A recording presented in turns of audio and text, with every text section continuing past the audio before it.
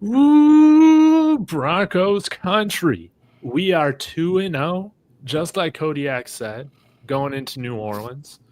We're rather at, yeah, I guess we're going to New Orleans, but we're here to break down all of the winners, the losers, how elite this team is, how much better Troy Franklin is than Jerry Judy. And we're going to talk more about that. But of course, guys, if you're watching this, say hello in the chat. We got Dennis here. We already got Andy, which is awesome to see. Already saying Ja'Cory Krosky Merritt, who now goes by Quick with Bill. it. Yeah, Bill Krosky Merritt. Yeah, go get him, man. He's going to be great. But joined here by my friends Jeremy, Kodiak, and the great Mark from Marky Sports. Leave a like, subscribe to all the channels, and we got a fun show cooked up for you guys. As we get into a lot of these questions that were provided by Jeremy, kind of talking about stock up, stock down, some different takeaways, I would love to put us each on the spot and go around and give us one big takeaway y'all had from the Broncos absolutely obliterating the Cardinals in week 2 of preseason. I'm going to start off with Kodiak. I'm sorry, man. I'm sorry I'm doing this to everybody, but we're going to have to follow him up. Yeah, so, I mean, what do we have? 20 days now until we absolutely beat the piss out of Cam Ward.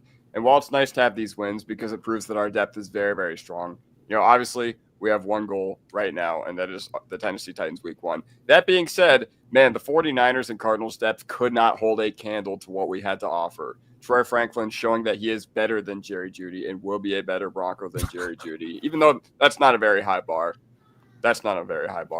Sorry, Mikey.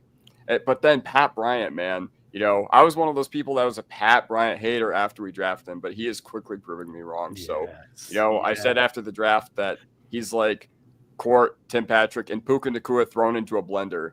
And I think that's something that this offense has really been missing. But yeah, overall takeaway, those guys are legit. Beautiful. Mark? Yeah, well, I'll start off by saying I told you so about Pat Bryant. So I'll take the W for that because my Audric Estime take is freezing cold. And that leads me to what I learned. What I learned is that Audric Estime is definitely the worst running back that we have on our team. And it sucks. And I feel bad for him, and I really do want him to have a fresh start. But man, it was as clear as day. I went back and watched the game probably like 6 times now because I was super bored at work.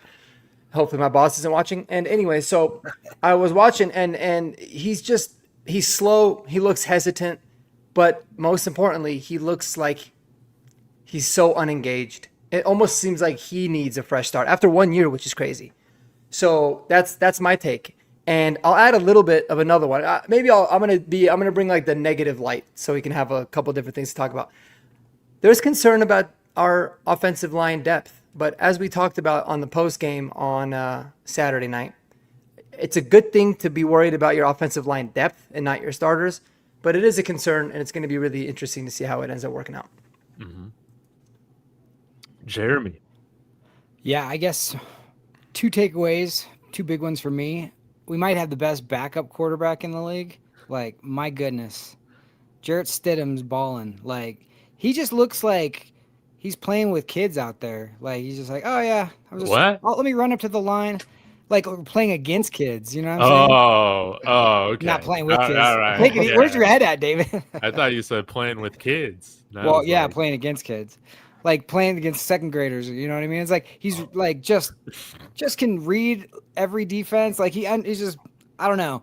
That actually 3. Davis Webb as well. My goodness, calling his first game just looked like he's done it for years. Man, what a masterclass that was. And then Andy beat me to the punch, but this is my guy in the post game, Jonah Ellis, just everywhere, looking like an absolute monster.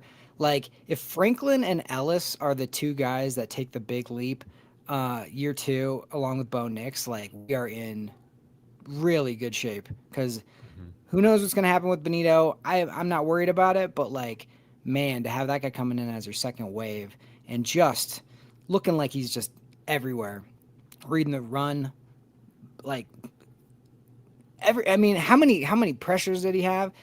And to be that young is just incredible. So yeah, those are my big ones. Dude, I absolutely love it. My takeaway, well, you guys hit on a lot of my favorites, but I'll say this. Our top draft picks have played good. Our late draft picks, I'll just go hyperbolic on this. Disaster. So, yeah, like RJ Harvey, everyone's freaking out. Does he get the vision? You know, whatever, man. Got that stuff corrected. Did you see the vision on that touchdown run? Seeing that little sliver of light open up. I couldn't have run through that hole. But RJ Harvey could have, or he proved that he could. And then Jahdae Barron looking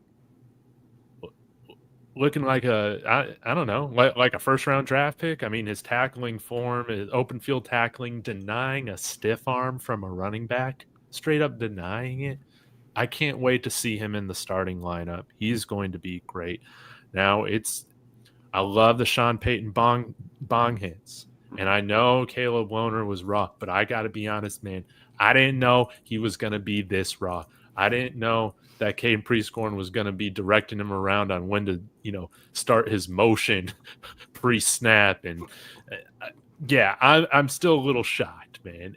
I'm a fan of the Sean Payton bong hit picks, but and seeing Kyle Monungai, Markey, Andy, seeing him have a fantastic preseason. Bill Krosky Merritt.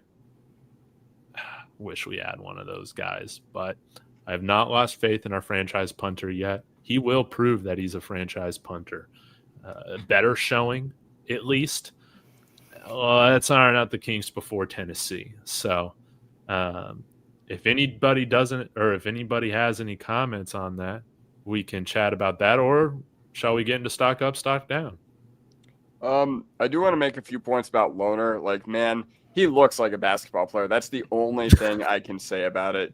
They showed the basketball highlights that he did, or that he had on the 9 News broadcast, which, I mean, they weren't breaking down the basketball film like I was back in April. Yeah. Let's just get that out of the way. But in regards to Lohner, like, he committed 3 penalties, but he also drew 2 penalties. So I guess that's, the positive and negative you're going to have with a young player, one who has barely played any football. And second, with Crawshaw, I mean, I really like the second punt where he just flat out outkicked the coverage. But yeah, first punt, not too happy with. But you know what? If we keep hearing about this potential and, eventually he realizes that our special teams unit is going to be very, very good. Yeah, I'm not worried about punters. I don't think I'll ever be worried about a punter unless it's Marquette King. Otherwise, he's going to be perfectly fine. That mustache is great. He's going to do good. But Caleb Lohner, it was tough to watch, man. I actually borderline felt bad for him, but he's positive. Did you see how positive he was? He was like, no. He kept putting his thumb up to the sideline. So, I got it. I got it. And then he's like, I'm not going to hold this time, but I'll line up illegally.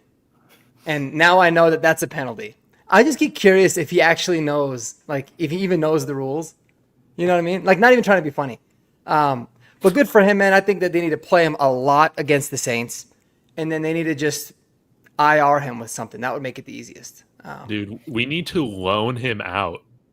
Loan out Lohner to like a CFL team or something.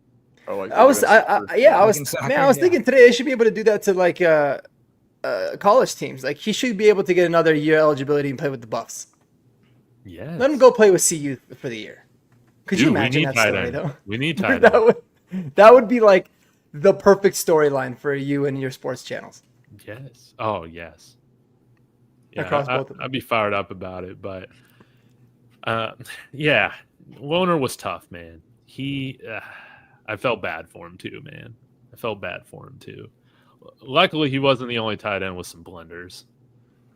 Shall we talk about the tight end group? Is this a good time to Jeremy hit on some of the discussion questions? You wanna lead us off with this? Preiskorn, Krull, Lohner, a combination of either of them? Yeah, so like if you're betting on it right now, like who's making the roster? Now I'm gonna preface it with you have to pick one, but there's a good chance they might pick 2.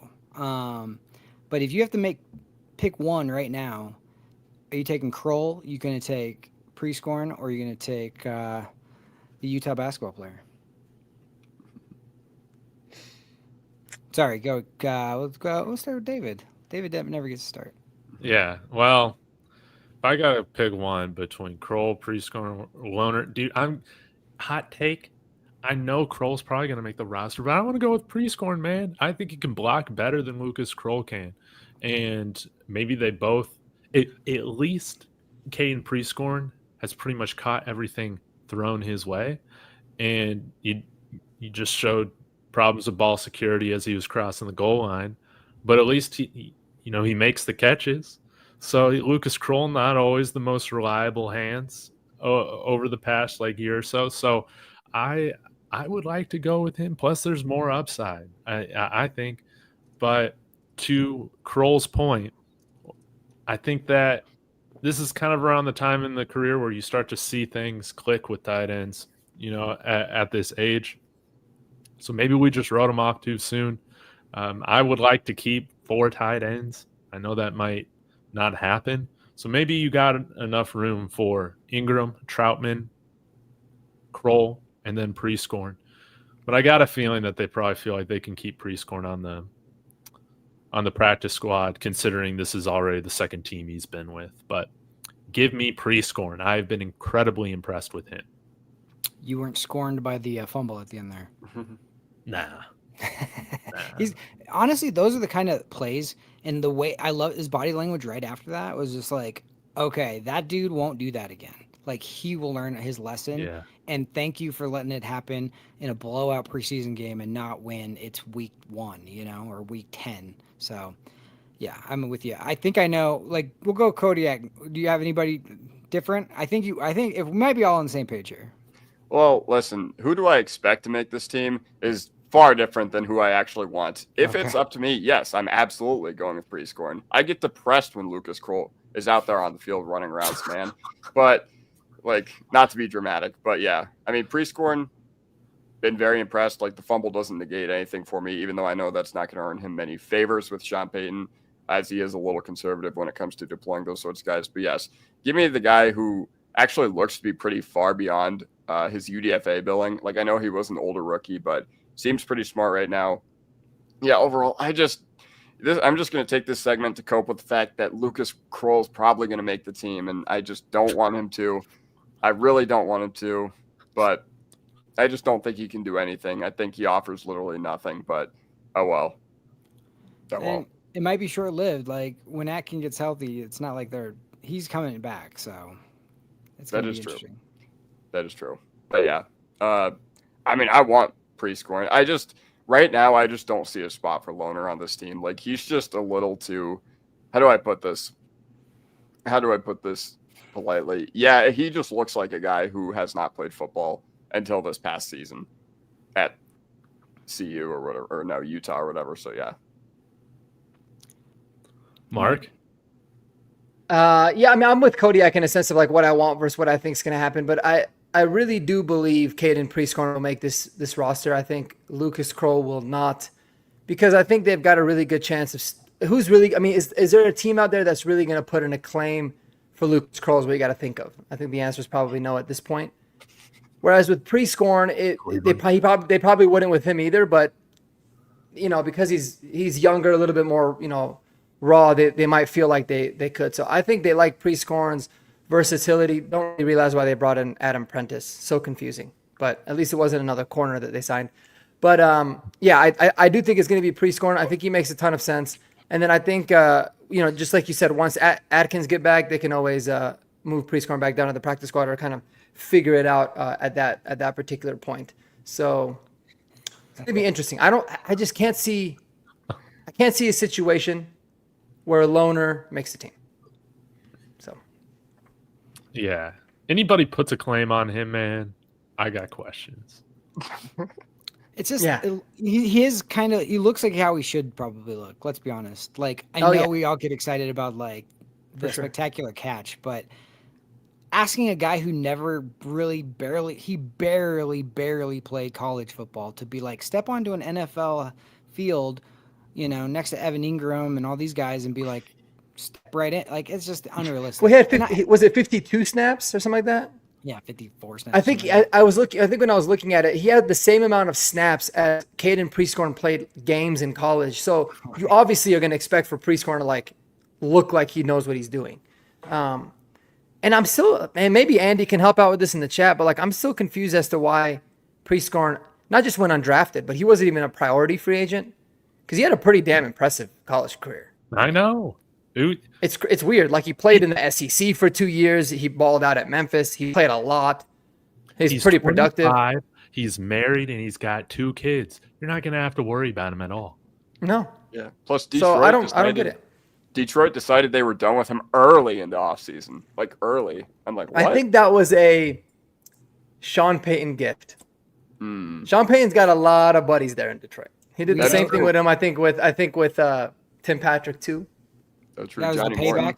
Yeah. Johnny Maybe, Morton, yeah. Dan Campbell, both Sean Payton guys.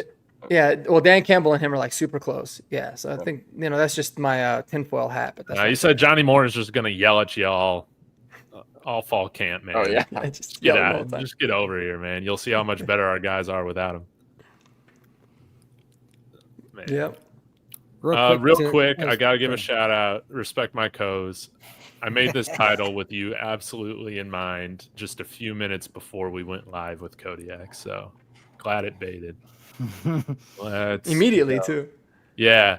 And I love this comment here from Arvada Orange. Howdy, fellas. I love that deflated reaction Preiskorn had. He cares. I think he's the grateful player that works hard, and we see him thrive. I mean, wouldn't you think? I mean, I know Nate Atkins. There's a place for him on this team, but is there going to be a place for him on this team when he comes back? If Preiskorn's playing well, we also got this guy Prentice, but I know absolutely nothing about him. We had him here last year, if I remember, in a fullback battle. I don't think we were talking more about the quarterback battle, but we had a fullback battle, and he did not win it. It was weird. I have a question though. Something just came up. Sorry if I'm throwing it for a loop a little bit. You're good. Because I found this interesting.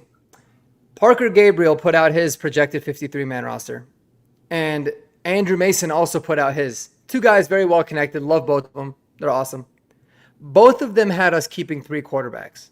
Do you think that's? Do you think that's a tell? I think I was like pretty surprised by it. I do not see any reason why we would have 3 on the 53, but that might be the thing moving forward. Well, I mean, here's the thing. If you look at any of those Arizona comments after that game, they were lighting up like their guys like Toon and all those guys. They're like, literally give us anybody who the Broncos have over this guy. So if they really like Ellinger, like they probably feel like he's going to go somewhere else. Like maybe that's the inside knowledge they have. They already got Brissett, they like him. though. Yeah. Well, that's their second, but like as a third, like if that's the thing, man. If you're down like to your 3. third string, pack it in, bro.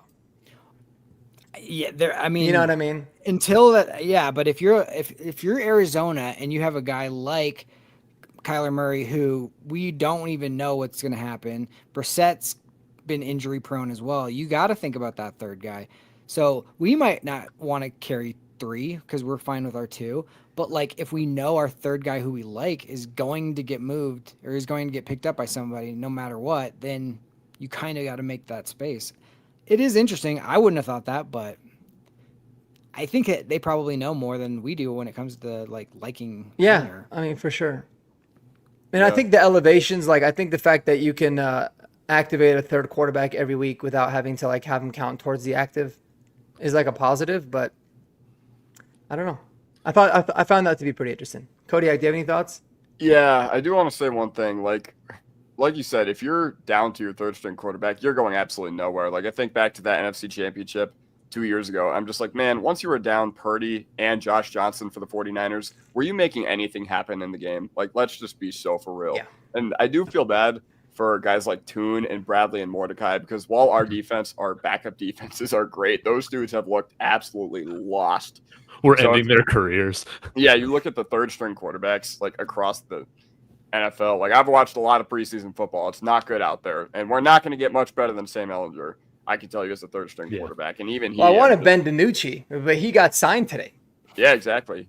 For his Twitter, he's a credible source. But yeah, no, I just I don't see any reason to carry I think we're deeper than other teams that are looking at carrying 3 quarterbacks are. That's my main argument. Like, we could roll with 6 edges. We could roll with 9 offensive linemen. And I think that would make more sense. And just remember, pack it in. Like Mark said, if we're down to our third string quarterback, shoot, dude, I'd rather keep an edge guy or another linebacker, another tight end. That's how I feel. But what if you're like down to your third string for a quarter, not for like a month? You know. Well, isn't Cortland Sutton our emergency quarterback? We'll be just fine. It might be Harvey now since he was a quarterback in high school. That's true. I just also feel like there's got to be somebody that you can, like, if you lose him, that you can put onto the practice squad and like elevate should you need to. Chad Kelly. Oh, no. I was literally thinking about No. But like, I mean, even I feel like there's a lot. But yeah, could you imagine we just signed Chad Kelly off the streets? That'd be cool. Oh man, two words: Kendall Hinton. we remember we're living through that. That was that's why you have a third quarterback. Yeah, Philip Lindsay. May he stop complaining about the Broncos if we sign him to be our emergency quarterback. Yeah. Shall we get to another question here? Yes. Yeah, let's do it. Let's talk about the wide receivers. Which wide receiver doesn't get a jersey on game day? Jeremy, did you give us this question in mind, or with the fact that you're assuming Vele is going to be on the roster? 100%. He's going to be on the roster, I think. Okay. Okay. I think they sat him for 2 reasons. I think they didn't need to see anything out of him, and he was also dealing with a little something. So I think he's a lock, honestly. That's where the question comes in. Like, I think our 6 are in Sharpie, honestly. So if you got 6 guys that you're going to make the team, only 5 are probably dressing. So it feels bad to literally not have all of them. You know what I mean? Like, so if you have to let one sit, and it might be, I'll just ask the question, and you guys take it away. Mark, which one of the 6 are you not dressing? Devon Vele, for sure. It's easy for me, and I'll tell you why. I think you got to learn from your lesson of last year, where you ended up signing Josh Reynolds, right? Which I get the reason why at the time. But then all you did is realize that he was kind of holding back the development of Troy Franklin, Devon Vele, and all those guys. So I think now you're in a luxury where you've got to see, okay, what kind of strides did Troy Franklin make? How good can Pat Bryant really be? And worst case scenario, Devon Vele is ready to step in and do his thing. So, and plus he's a little bit banged up still. Not like he plays teams or anything else. So I think it makes the most sense to roll like that at first. Do I think that that's what's ultimately going to happen? I would lean that Sean Payton's probably going to, make a rookie go inactive early in the season, and Pat Bryant, even though I think eventually there's no way he keeps him off. But I feel like it makes a lot. Like, if it was up to me, I would say Vele can start the season off inactive, and then you kind of see where it goes. Yeah, Kodiak. Yeah, depending on how serious Vele's injury is, like, honestly, I see him as more of an IR guy above all else. Like, I mean, the team probably doesn't need to do that at this point, but it could be one of those things where it's just like, all right, we don't need you. And I guess I'm looking for an excuse for Pat Bryant to be on this week 1 53-man roster, because I feel like ultimately that's what would be best for the team. Not early on necessarily, but as we get into those late games in December, January, you want all these young guys who you're expecting to contribute a lot this year to have as much experience on the field as possible, as reasonably that you can get them without sacrificing the quality of the play from the wide receiver position. But yeah, it's an easy answer. Like, if you're just not dressing any of them, Devon Vele is a game day inactive. Though I'd be surprised, even if we carry 6 wide receivers, I'd be pretty surprised if Vele would be inactive, because inactive is usually for the guys that are in like the doghouse. And I know that Vele can't block. Shout out to Atomic for mentioning that, and he's like a very limited blocker in that capacity. But yeah, so he's the first out, in my opinion. I never felt like he was a bad blocker. Yeah, I just didn't like the effort he gave in the first preseason game, honestly. Like, maybe I don't know. But either I way. mean, it could be. I just never paid attention enough, but I think part of it too is like we didn't get to see that joint practice that was really the real game, and he had a 70-yard touchdown in that game. So if we saw that, like maybe everybody's thinking, oh crap, we can't keep him off the field either. You know Let me tell you a guy that absolutely tore up practice last fall. A.T. Perry. It always ends up here. Yeah. But maybe this is a hot take, but I don't think Vele has a place on this team anymore, man. Oh boy. I think, again, a couple days removed from the preseason game, I was a Pat Bryant guy, but he has far exceeded my expectations with what he's already shown. Troy Franklin has shown it in a game that all this growth, all this hype is real. If a guy like Court goes down, dude, I'm definitely wanting to put Trent Sherfield on the field before Devon Vele. Like, I'd rather go with Trent Sherfield. So I think maybe you try and find a way to trade him. I think Andrew Mason brought this up with a 7th-round pick and try and get a 6th-rounder or just something like that. But I don't know if he really has a place on the team, and I don't think this is because, he totally sucks or anything like that. But I think it's a good sign in the room that I think that we've really improved from where we were at last year. We've had development with our young guys. I think we already got a hit in Pat Bryant, who's, I think, going to get every opportunity to play this year. So I think. Yeah. I mean, listen. I don't think it's a knock on Vele the player. Like, if you ask me, I think Vele is a really solid receiver. I know I've seen that in the chat. Like Eli, I want to say that I think he's very good. And the reason that I'm saying that we should have him inactive is because you always know what you're going to have with him. You're going to have somebody solid to be able to rely upon. I also believe he could be a New York Jet, man. So I could be pretty happy for you as a Jets fan because we got the Muji connection and all that. The trade conversation is interesting, especially because of did you see the Eagles and the Texans trade today? Yes.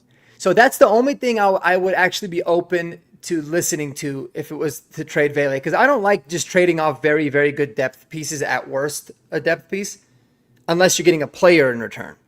So trading Devon Vele for like a second tight end or a really good depth lineman would actually make sense, because that's what happened, right? They traded Mechie for Harrison Bryant, which I don't even know he was with the Eagles.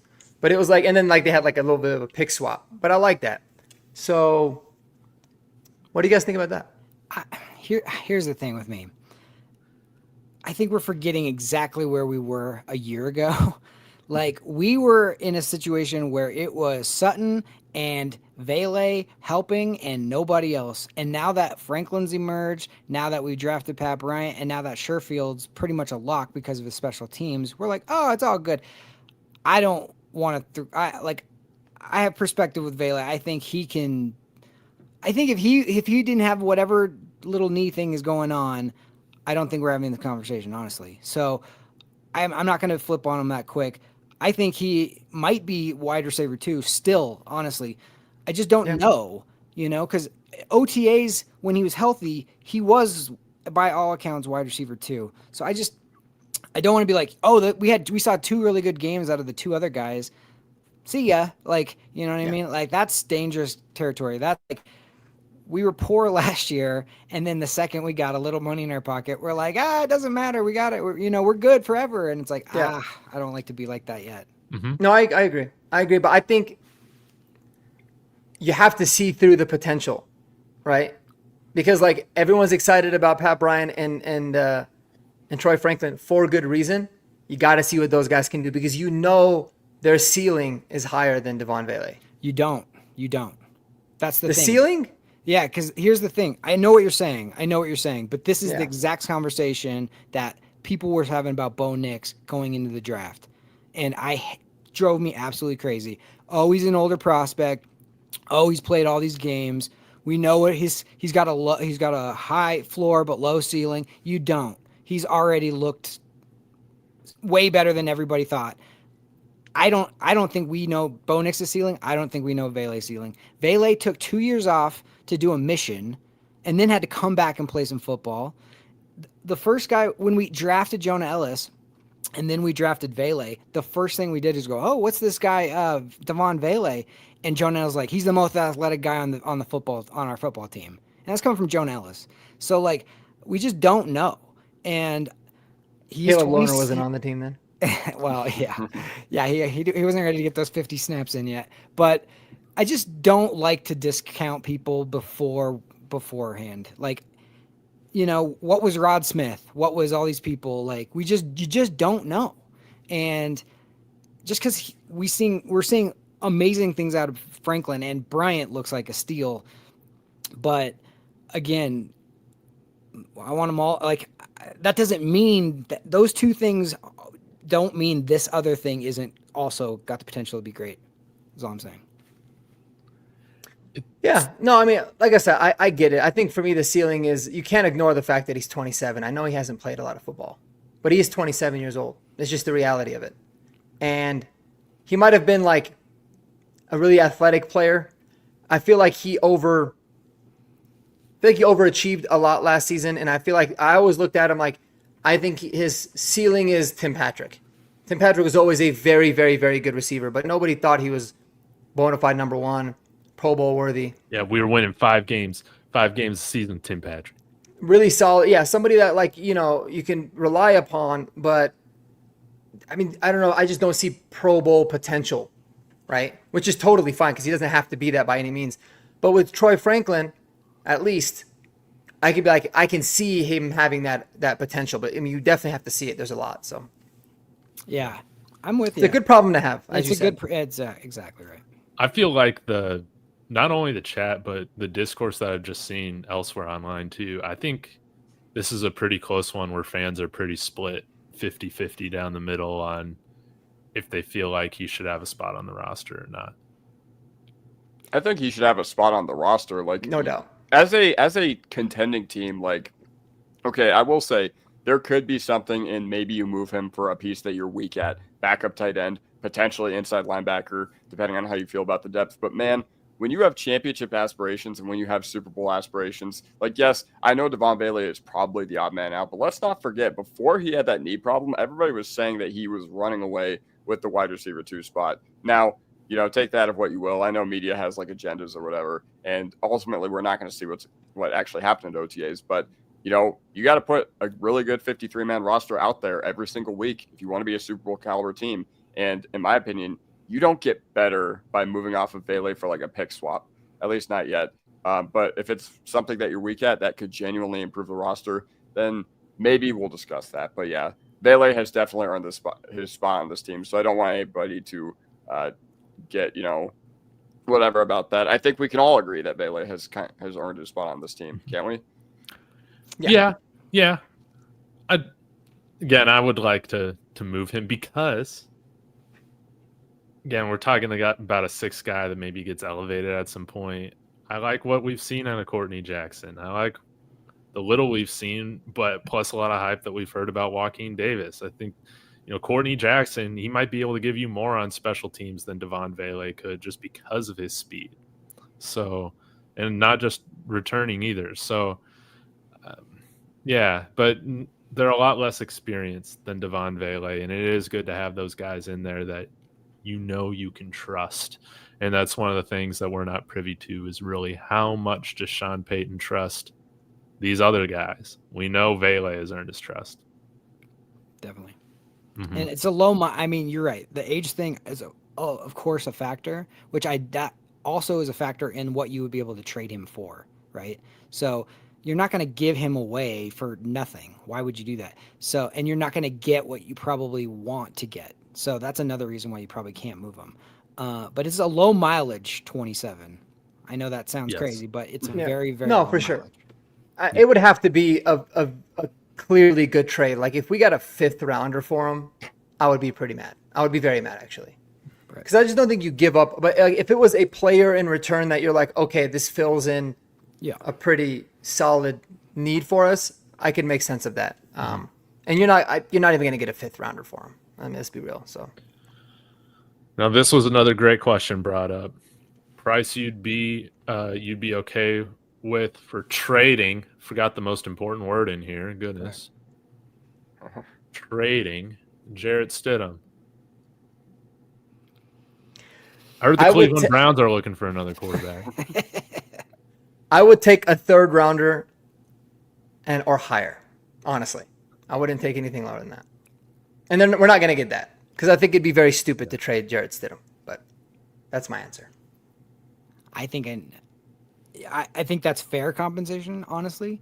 But if you have Super Bowl aspirations and you're one play away from like that's the season, you just can't do it for a third rounder. I don't think so. I think he's even more valuable than that, honestly, to this team, not necessarily every team. Oh, man, who was the guy that was always shilling Jarrett Stidham last year until like week 8? Mark Lewis? Yeah, Mark Yes, Lewis. I bet Mark Lewis like lost his mind on Saturday night. I haven't seen him writing a paragraph in the comments in a while, so maybe he did. No, hopefully he got what he needed on Saturday night. Like he had the performance of a lifetime, and I was so happy for him. Yeah. So happy for Jarrett Stidham. But yeah, he's our franchise backup we got right now, baby. I would trade him for a third. I would do that. We won't get offered that. And why would I do that? Because we also got Sam Ellinger, who Davis Webb worked his magic on, and that might have been the best game of Sam Ellinger's career. Also on a Saturday night. Probably we could always have Davis Webb be our backup quarterback.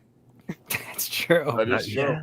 That would be the most wild and cool story. Like he's 30 years old. Yeah, that's and he played quarterback, and he obviously knows the playbook really well. He wouldn't even listen to the play calls. He'd be like, "I got this. We're good." Wasn't he part of the same draft class as Evan Ingram? Yeah, I think so. Or 2017. Yeah, because he got drafted by the Giants, right? I think the Giants took him in like the 3rd round. I will say. Like that. Talk about saving a roster spot. You just run with Bo only, and then if you ever need a backup, you just you'll sign him the next week, and then you'll release him. Yeah. He'll go back to coaching. Yeah, there should be no ban from that in the CBA, right? Yeah, I think you can do that technically, right? no, That's actually really interesting. Remember when the Kendall Hinton thing happened? I remember they tried to make the offensive quality control coach the QB that week, and then the NFL was like, no, you're not going to get away with this. Dude, the NFL had it in for us that week. They should have let that. I would have been in a Disney movie if they would have let Unbelievable. Listen, yeah. Unrelated, but that was our own fault. Like with the QBs placing their tracking devices in the corners of the room, like we dug our own grave with that one. But I get what you're saying. But with Stidham, with the cost of, it goes back. It's a weird situation because if a team genuinely wants him and needs him to be like a bridge starter, I feel like Sean Payton is always going to be one of those dudes that does right by the player, and obviously that would be a promotion in a sense. Even playing on the worst team that gets the first overall pick next year in 2026, even starting for them for 17 games would be a promotion above backing up a good team like the Broncos.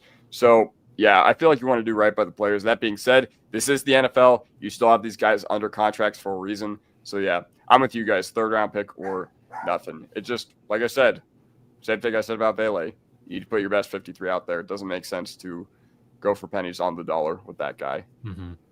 Yep. Well, we got a couple left here. Let's talk about other surprise cuts, and we'll also incorporate, is Singleton a lock for this roster? Any surprise cuts? Jeremy, let's have you go first on this.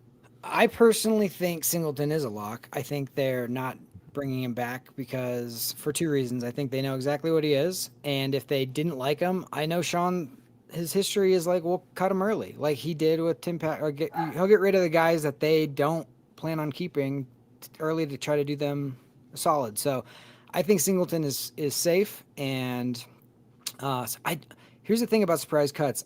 That's always the question, but I honestly don't have any surprise cuts. Like the bubble guys are the bubble guys. Those won't be surprises. You know what I mean? I honestly don't have anybody who, if it is Singleton or somebody like that, I'll be surprised. But I don't think that's going to happen. So I don't know. Do you guys have any surprise cuts? I do. All right. Well, Vele. No, just kidding. Yeah, Is it- Devon Vele. he would probably be my surprise cut if I had like a straight cut, or like Yeah. not make the team, like traded. Well, if You we better can't do trade either him, then or. we cut him. That would actually shock me. Never gonna. Like Yeah, beyond I belief. mean, that would be it's a really high. surprising. It's No, high. I mean, I could. It's one of those things where it's like, I guess you can never be like fully shocked in the NFL, but that would.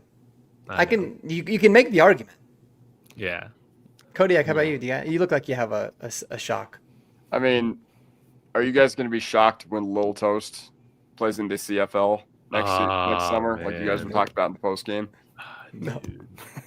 I expect I'd be more that shocked call. if he made the team. Exactly. No, but one guy, Anthony actually just brought this up too, and this was actually the guy I had in mind for this. We haven't seen a lot of PJ Locke, have we? Man, So, like- everybody's bringing him up in the chat now. Yeah, I know. Like, I wouldn't be. It's one of those guys where, during the offseason, I was like, I want this guy off my team. That being said, now I've come around. I'm just like, all right, he can play his deployed role, which is being that third safety. Obviously, shouldn't be starting, but had that spinal fusion surgery and whatever. So I wouldn't be surprised if it happened. I don't think it's likely, but that's another guy. I mean, we've seen Skinner. We've seen a lot of Skinner this preseason, and I feel like he's making a pretty solid case for staying on this team. So Yes. yeah, Special teams ability as well for Skinner. yeah, exactly. So What that's do what I think. people see? What does the staff see in Devin Key, man? Because if Devin Key makes the roster over PJ Locke, Yeah, that would be a. The only thing is, I think that they see is maybe Devin Key can play corner and safety, and that's why they like him. I don't get it either. I don't think PJ Locke is making this team. Mainly because I don't think we're keeping 5 safeties. that is a bit excessive. Yeah. And that would suck. But in terms of the Alex Singleton thing, I think he's making the team under one condition. He's going to redo his contract. I think he'll take ultimately a pay cut. But then again, not, because I mean, he's only guaranteed $1.3 million of the $6.9 million hit. So I think that they'll redo it and come to some sort of an agreement. Or they'll cut him if he doesn't want to, but he has no leverage at this point. Yeah, I could see. So I think that that'll happen. But yeah, I guess PJ Locke's a good one. I think PJ Locke would be probably the only surprise cut, but I don't know if it's that much of a surprise anymore. Yeah, and It's I just do wanna heartbreaking because I love the dude. I know, me too. I love the story, especially for those undrafted guys. But with Singleton, I've realized I forgot to say what I actually thought. I've been saying all offseason that I thought he was not going to make this team, and I felt pretty confident in saying that. I've come around. I think it's probably 80% to 20% that he does make this team. But like Mark said, $4 million could go, or however much, $6 million. Yeah, If so they cut him straight up, yeah, $6 million. Yeah, Yeah. so it's a 4.9 dead cap hit, or no, it'd be cap savings of 4.9, I believe. Which I mean, I think that goes a long way with the guys that you still need to lock up, like now JFM, now Bonitto. So, yeah, he is not coming back under his current contract. But for the guys that love the Denver Broncos and bleed orange and blue, like Alex Singleton clearly does, they'll usually find a way to keep him around. Yeah. Okay. Speaking of Nik Bonitto, he posted this tweet today, or Instagram post, of a photo of him and saying, Plan C, not Plan A. We only got Plan A. I thought that was the only plan we had. Not Plan B, but Plan C. Hashtag, if you know, you know. What does that even mean? I was thinking maybe C for contract, sign the contract, just do it. I Does it Googled mean Plan C. for Cincinnati. We get Trey Hendrickson. Sorry. No, you're good. I've Googled Plan C, and I definitely don't think it's that. I'm not gonna go into. I put it in the Discord, but I don't think it's. I didn't know that was even a thing. I thought that was just the letter before. I have no idea. You think it's a cryptic Instagram, or you think it's an inside joke that maybe he has with his? I don't know. Like when Cortland his Sutton teammates. posted the Powerade the night before his contract extension. That was really weird. I He forgot said, about "If that. you know, you know." all I can say is when there's millions of dollars at stake, these players can be a little weird. That's just all I can say. Like, this stuff happens every offseason, and yeah, C for checkout, C for championship, C for cashed in. Yeah, I don't know. Thank goodness he didn't post Plan B. I feel like that would have been a little more concerning because of what I saw at the pharmacy the other day. Well, Plan C, they're basically the same thing, Yeah, pretty much. but another level. But David, well, remind us about the Sutton thing with the Powerade. Was it just Powerade, or what did it say on that exactly? Do you remember? He said, if you know, you know, right? That's it. It was just a picture of Powerade. It was blue and orange power. It was like blue Powerade poured into like a Broncos like Yeah. glass with ice. I remember that. Yeah. And they said, if you know, you know. Yeah. And then you got the It's like a freaking puzzle. And Dude, you got the bag if next Nik to it. Bonitto gets signed tomorrow, then it'd be like, there's something, you know. Well, like Court was Plan A, Zach Allen was Plan B. Plan C to me, like, okay, I'm going to get the contract before, like, you know, and before training camp starts. That didn't happen. Plan B was I'm going to do maybe what do they call it? The hold in. Yeah. Maybe Plan C is hold out. I don't know. Like, we're going to have to see, like, if everything else is normal.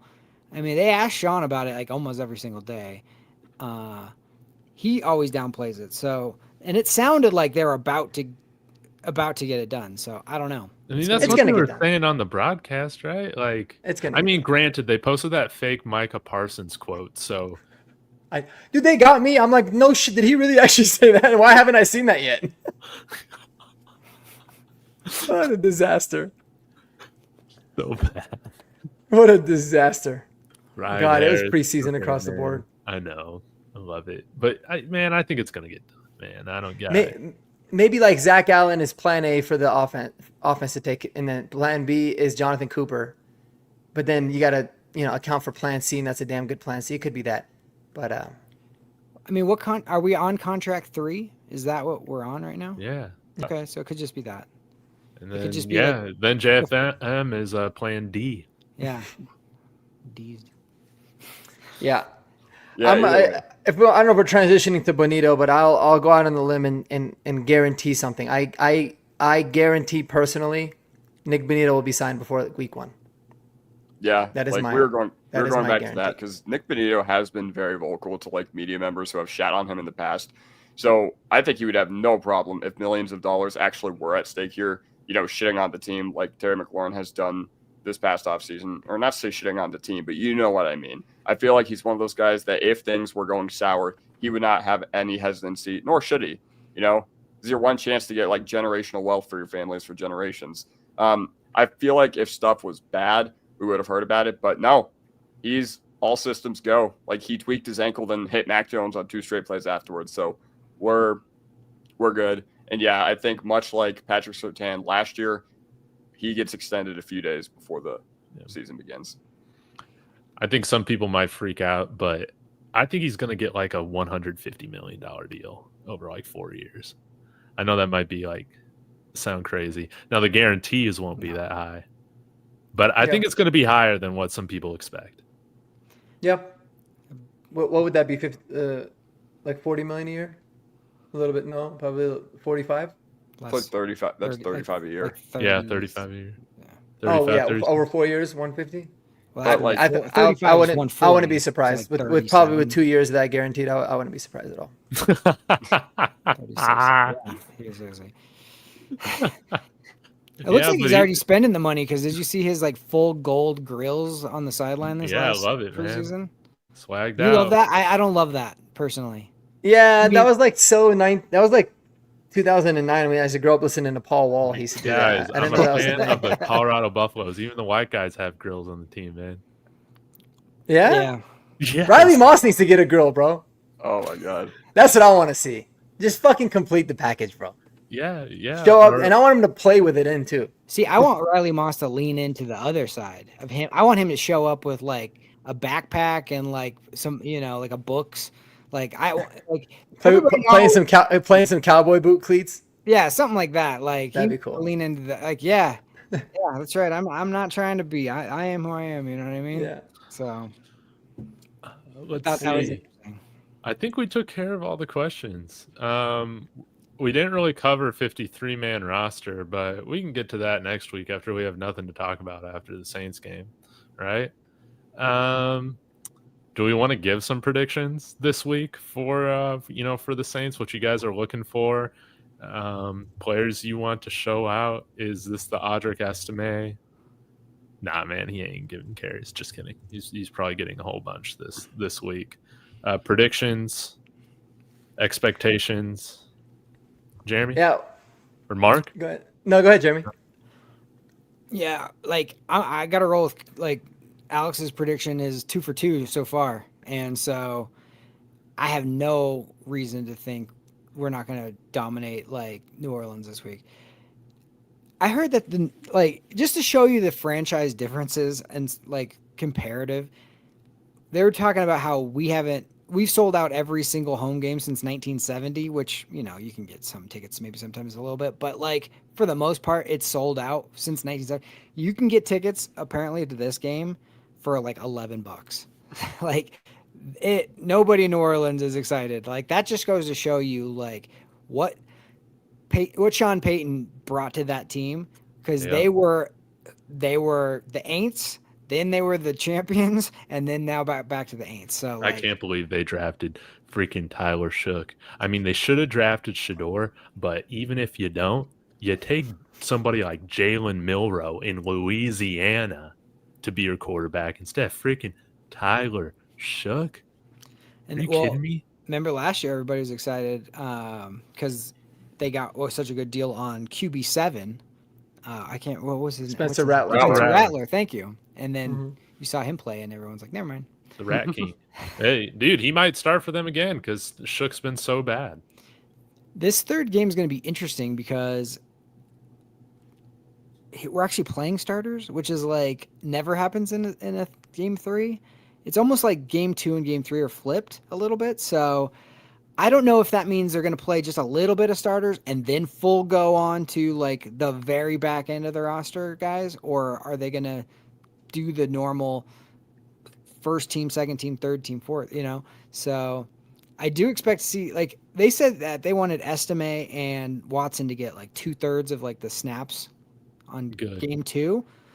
And yeah, so I don't know if that's the plan on this week. It will be interesting to see if they just go like, hey, let's just let's showcase all the guys that probably aren't going to make it and just be healthy. Let's hope that's all it is. So the Broncos are 4.5-point favorites only. That's it? And we were only 3-point favorites against Arizona. And preseason betting is usually pretty damn easy. Guaranteed they will cover the 4.5. But does Vegas know something about that? Because Sean Payton did say they were going to play the starters, and even if it's for one drive, I mean, 4.5. 8 Do they know anything about Kodiak's guarantee? They don't know about that. They don't know about Kodiak. I gotta Kodiak. say one thing. With how hot our backups have been this preseason, is it crazy to say that if the Saints threw out their first team, would we see Chris Abrams-Drain put the clamps on Olave? Would we see Jahdae Barron put the clamps on Rashid Shaheed? Like, I'm sorry, but I might get you bricked up right now. But, man, my hot take, my predictions is if the Saints starters get multiple drives, they're not going to do shit on our backup defense. We have all the talent in the world. They have absolutely nothing. And when Haener comes into the game, forget about it, man. When Haener comes into the game, oh, my goodness. You're going to see Jonah Ellis. You're going to see Q Robinson just absolutely go off. And for a team that's been so poor because of how littered with, poor cap management and bad draft pick management they've been, they're still paying the effects of Mickey Loomis kicking all those cans down the road with Drew Brees. And then it's a good thing Sean Payton noped out of there. And Sean Payton, like last year we did on Thursday Night Football, he's going to let his nuts hang on the Saints, even though he stepped away from them, I think AT. This is if AT Perry, if he plays, he won't. He going crazy. David, do you have anything clock to say? Is right twice a day. He has to get on the field at some point and produce, right? Yes, dude. He has to, man. 11 a.m. game, by the way. 11 a.m. on Saturday. Oh, it's 11? I didn't know. that is just terrible. 11 a.m. Mountain?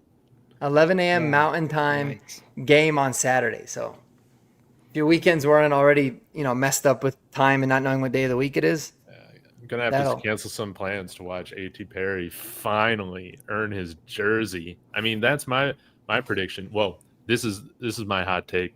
So we forced 4 turnovers against like Clayton Tune and the Cardinals, right? Yeah, with freaking Spencer Rattler, Tyler Shook, and Jake Hayner, dude. This Broncos defense, they're gonna force 6 turnovers this week in preseason football, week 3. This is how much I care about. This is how much better we are than the freaking New Orleans Saints. 6 turnovers. Yeah. All right, that's a good prediction. I mean, I like that. if I like Sean's that. calling plays and we get 6 turnovers, we could put 50 on him. Yeah, And Richie, if you haven't watched enough, because Kodiak makes a reference to somebody's nuts every week. So Yeah. that's just it's part of the bingo card. Somebody's nuts are hanging somebody's nuts are hanging. once a week. And unfortunately, with our roster predictions, it might not be Clay Webb's. That's just all I got to say about that. So, also, you talked about all the turnovers that we're going to force against the Saints. Like, I don't know. You know how they have a turnover sword in college football? Like, Arizona has a turnover sword. I think there are some other teams. We have a turnover Man, he went from thrown nuts in to Colorado. swords Yeah. in Yeah. one. Yeah, turnover thrown. Like, I know Tulane has those turnover beads, and I think the Broncos should go down the street in New Orleans and steal some of those turnover beads. Then Chris Ooh. Abrams-Drain, after he inevitably gets 2 picks off of whoever, they could throw whoever out there. I don't think it changes the fact that the Saints are just going to get absolutely demolished. Put those Mighty Gras beads on, flex a little bit. I don't know, man.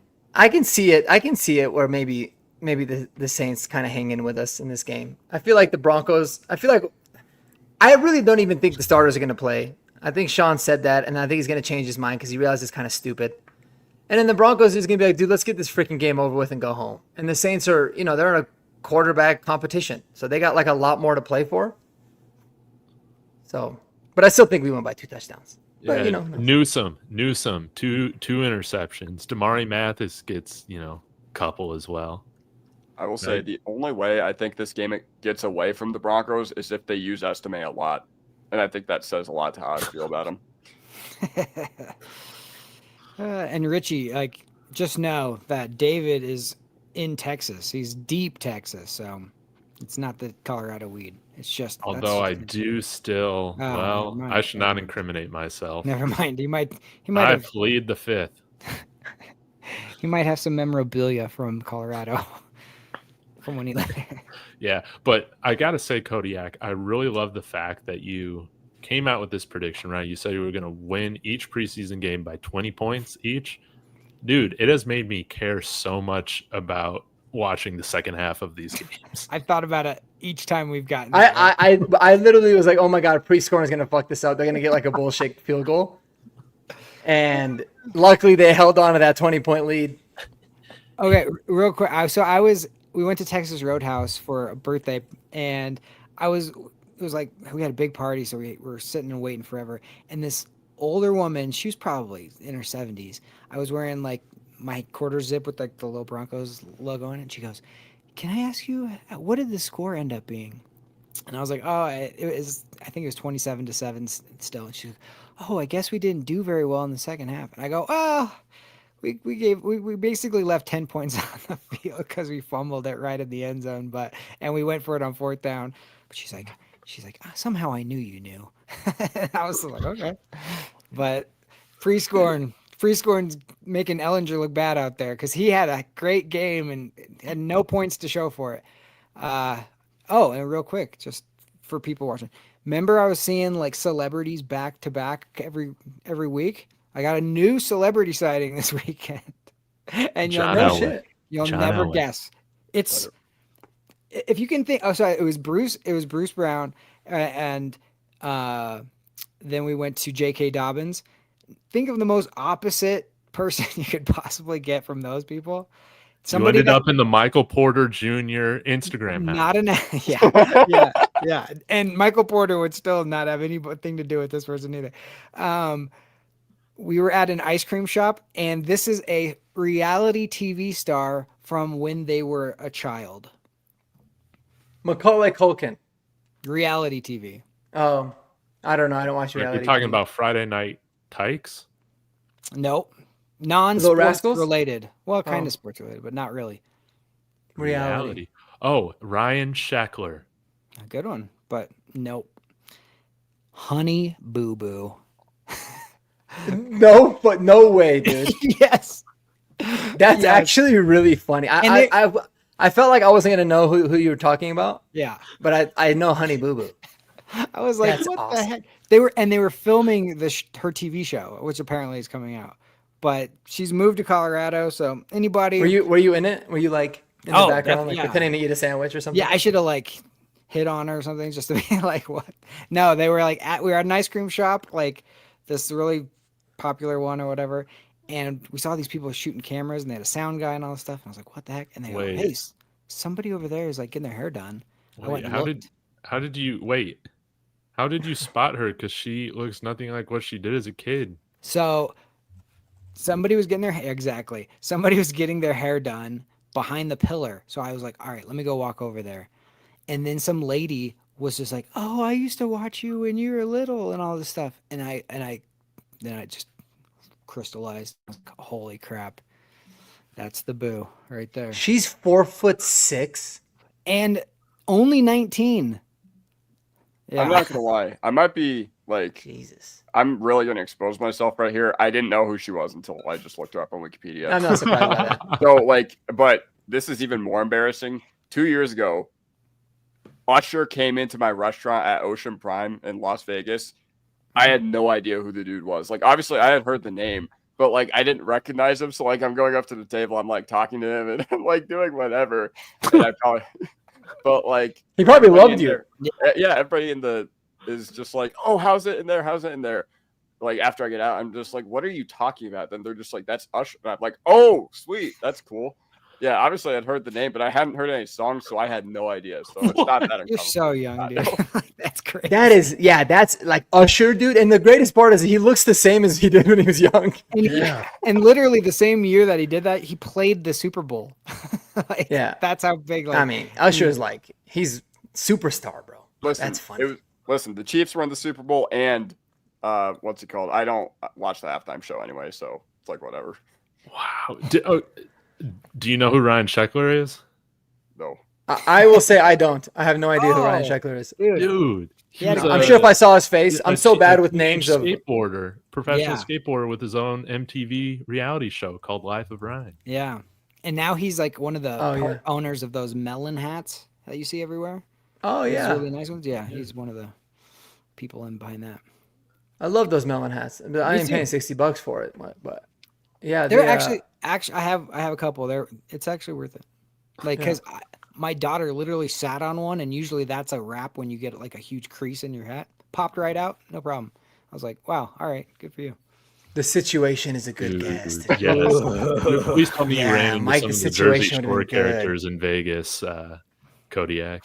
No, I guess, I mean, the coolest one that I think all of you would know is I saw Marshall and Lynch just walking in a mall one time, but, you know, yeah, I don't know. And I then- ran into Cedric the Entertainer in Vegas. Oh, sweet. That was really random and weird. Yeah, Mike he was kind of an D'Antoni. asshole.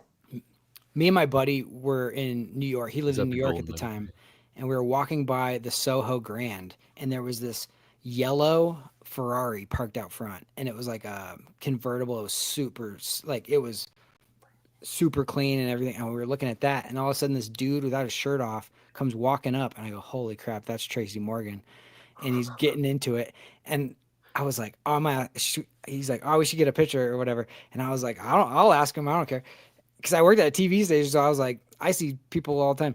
So I was like, "Hey Tracy, what's up, man? Can we get a picture?" And I didn't even notice till after that we took the picture. But he had this like iced out diamond chain on, and the medallion on it said "#1 Dad." With the It's shirt actually off. awesome. Like, That's holy actually crap, gangster. this is legendary, dude. Yeah, Yeah. dude just bought like a $500,000 #1 dad chain. Yep. Exactly. That's awesome. Have you guys ever ran into any Broncos, like particularly Nate Adkins or anything? I have actually, yeah. That's where the legend of the root beer comes from. Man, it's so funny. That's like starting to get a little mainstream. So I love it. Yeah, you started a trend, Mark. I used to see Demaryius Thomas couldn't- all the time. Oh, really? Yeah, I saw him like 4 times in like 2 weeks. I hung out and partied with Lance Ball. That's a pretty random Bronco. Lance Yeah, I remember him. Yeah. He played a lot of football and never ran for 100 yards in a game. He was like extremely below average, but he's a really nice guy. Super Bowl champion Lance Ball, right? I don't Was he? think he won a Super Bowl. With the Saints. Was he on? Oh, maybe. He No, did. that's Mike Bell, I think. Oh my! Oh yeah, Mike Bell did. Yeah. Oh wait, Fake you know what my news. favorite stat about Lance Ball? I think in the game where Willis McGahee and Noshawn Moreno got hurt in 2011, I think Lance Ball was the lead back. I think he got 30 carries for 98 yards. 98 yards. Yep. Shows how exactly what it was. Shows how efficient our attack was. I don't know how I remember that. 30 carries. They just kept feeding him, and he still got 100. That shows you everything about Alex. Is that he knows how much Lance Ball got in one game. He has no idea who Ryan Sheckler, Honey Boo Boo, or Usher are. Usher's the big one, dude. Yeah. Yeah, he remembers. Yeah, that's so funny. 96 yards on 30 carries. Wow, That's right. that's terrible. That's terrible.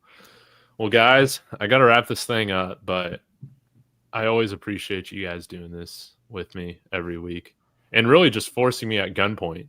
I was gonna say, yeah, I was thinking. We thank you for doing it with us, David. Yeah. Although we gave you no choice. Yeah, this is a lot of fun. But before we go, do just want to say hello to everybody in the chat. Of course, Andy, Richie, Rich, Dennis, Rodney, everybody else who's here prior, Rat.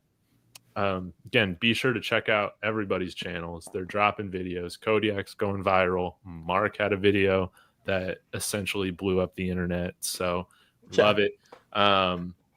Mark, what do you got going on in your channel this week?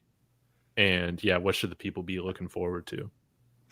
This week, I think I'm going to start doing a few more film reviews. We had the Troy Franklin one. It was so funny. Ironically, we both dropped ours very similarly. Awesome job. Make sure you check out David's on his channel on Pat Bryant. But yeah, on Troy Franklin. I was thinking I'm going to dive in a little bit, maybe Pat Bryant or some other O-lineman. But now that the All-22 film where I can actually filter out the plays is up, it makes it a lot easier. So might dive into that a little bit. And then yeah, in the next week, man, a week from tomorrow, we'll be talking about, well, actually, even from today, we'll start talking about guys that are getting cut and, the roster moves have to happen, I think they have to happen by next Wednesday, but it opens on Monday. So that'll be interesting to look forward to. Kodiak? Yeah. Well, I just want to take this segment to say that it's not about me. Okay. David gave me a shout out when I had literally under 100 subscribers last November. I don't even know if he remembers this. So I'm going to do the same thing.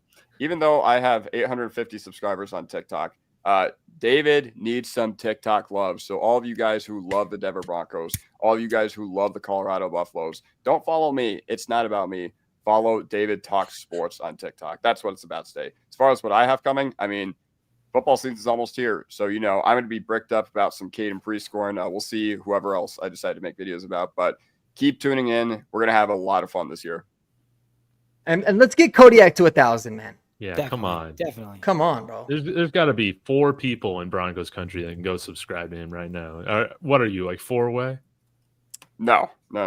He's like 65 away. Oh, that's 935 subscribers today. Yeah, you're So good. we got 146 watching this. Yeah. They better all be I'll go subscribed. do it Let if them they know. haven't done it yet. We could finish it Yeah. tonight. Yeah, let's go. Jeremy, any I just- content on your channel? Yeah, well, no, I mean, I just love doing this with you guys, and I don't know, maybe I'll. Yeah. I'm tempted. Yes. Because I feel like once you cross over, you're like, okay, now let me share my thoughts about what they think about the 54th guy on the team, and it's just, I don't know. I maybe I will do it. I don't know. We're gonna see. But I will say. We'll start doing the post games on your channel, the post game reactions, where we basically get on and we're either very happy or we're crying together. That was a really good bonding moment for us last year. We cried together a lot. It was awesome. Exactly. Where do you get the hat? Oh, the hat. This is I got this at Lids. This is it was because it's the right shape.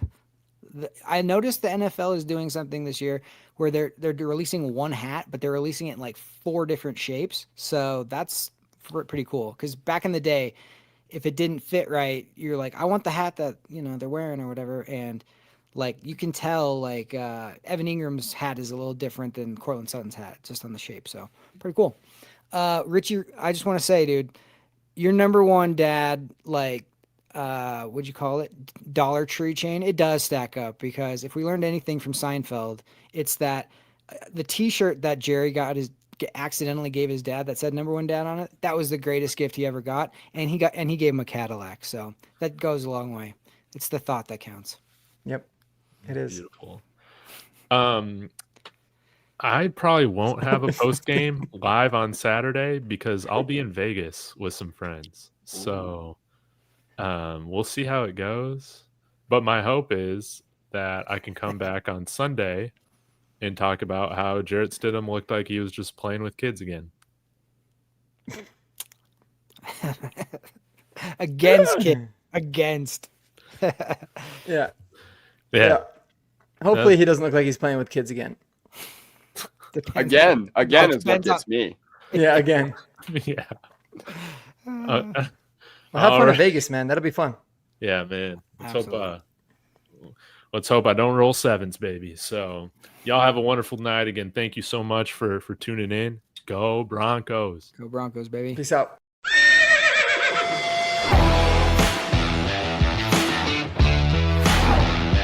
God bless Bo Nix. That's sacrifice. He's grabbed and he's going to